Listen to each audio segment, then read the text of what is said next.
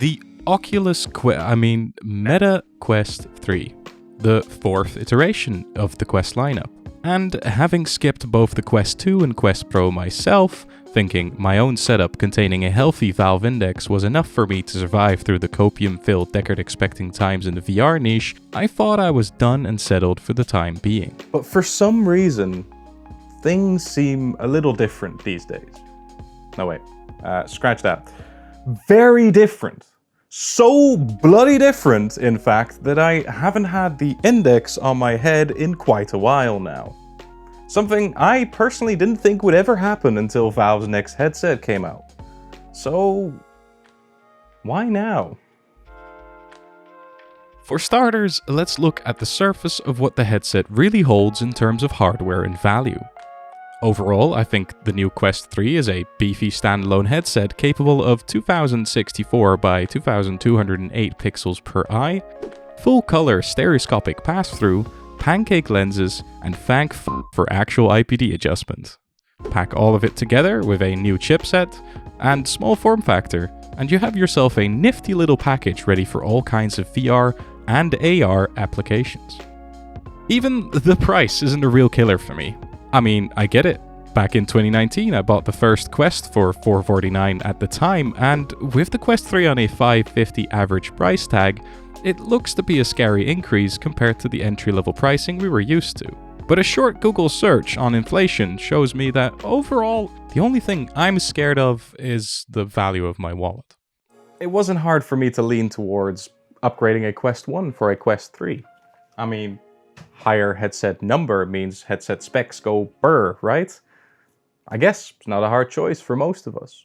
But what really caught me on the first attempt at portable consumer VR was the adaptability and ease of sharing that it had. It was so easy to just hand the experience to someone else and within 5 minutes see the sparks of joy appear as they tried their first VR experience. My question would be, how good does the Quest 3 do this? Because, you see, that original spark of joy that I remember when first trying on the Quest 1 was, for a large part of it, due to the ease I had putting it on and starting a game. In a time where VR headsets mainly relied on bigger chunks of hardware, it was amazing to just bring it over to your friend's house and get going within 5 minutes. That alone made even the most skeptical of my friends just that little bit more interested. The Quest 3 is no different in that regard. It bears resemblance to the original concept, and it struck me as a hit of nostalgia when I turned it on and instantly remembered the very recognizable startup noise. You map your room, make your Meta account, and away you go. It's so easy, in fact. Anyone can set up their Quest 3 and enjoy something like VR chat.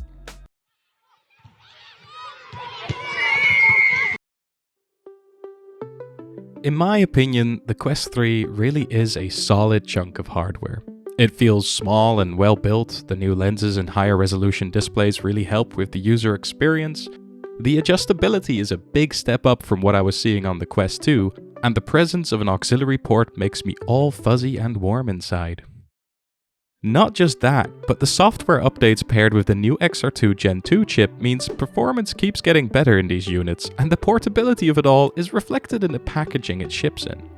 Heck, even the mixed reality aspect they really focused on in this generation of hardware kind of made me smile with joy as I saw rubble bounce and hit the couch and my walls. If it wasn't for the head strap and short battery life, I would have been messing around with it the whole day probably.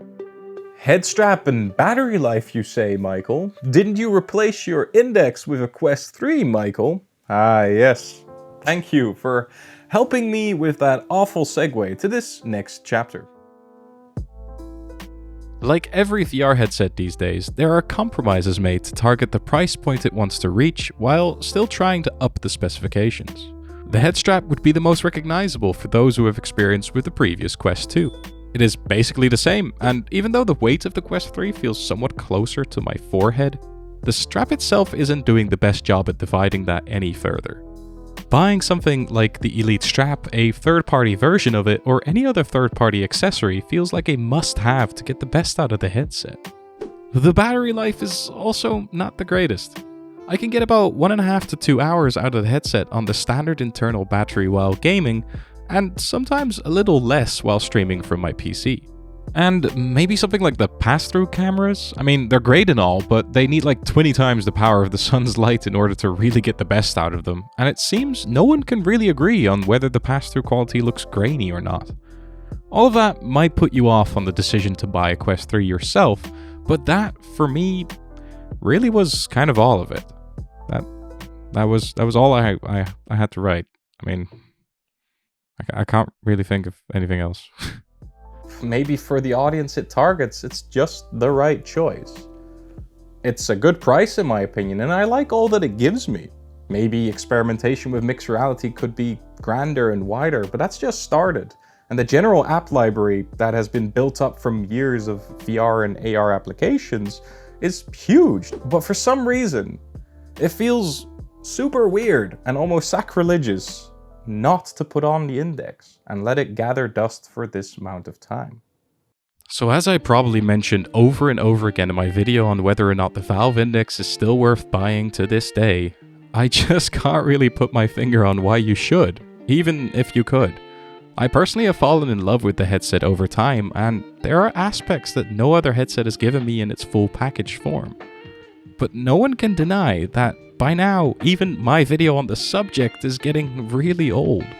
And trust me when I say that I tried to make the best of the situation that, even during the time that I made the video, wasn't that bright for the future of VR hardware. The Valve Index gave me comfortable fits, wide field of view, good visuals, funky controllers, little gimmicks that made it work perfectly with Steam VR, and that whole package was just beautiful to me. How the Quest 3 replaced my Valve Index is the title of this video.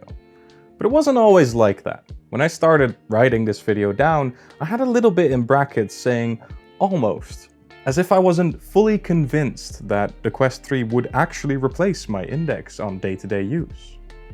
But the more I started using it and the more I started writing it down, I realized it really did.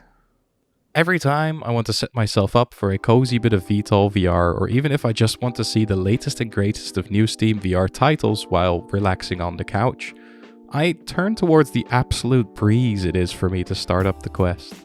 Not to mention Steam Link being my absolute hero for PC VR streaming, as it works flawlessly for me personally, and requires about 2 button presses from the headset alone to work. For me, the headset just really hits the spot for the price point and intended features, and Valve's ability to get themselves interlinked with Meta's business is amazing for the growth of the platform and for my choice as the first headset I pick up when I want to sit and relax with some VR. Yeah, I use the Index when I want to bash 144Hz laser precision tracked Beat Saber levels, but when I'm done sweating over some glowing blocks, I get right back to a higher resolution and unplugging my base stations to give them the near retirement they might deserve by now. So until Valve can give me a reason to default to a different headset for day-to-day VR use, I think I'm sticking to the Quest 3.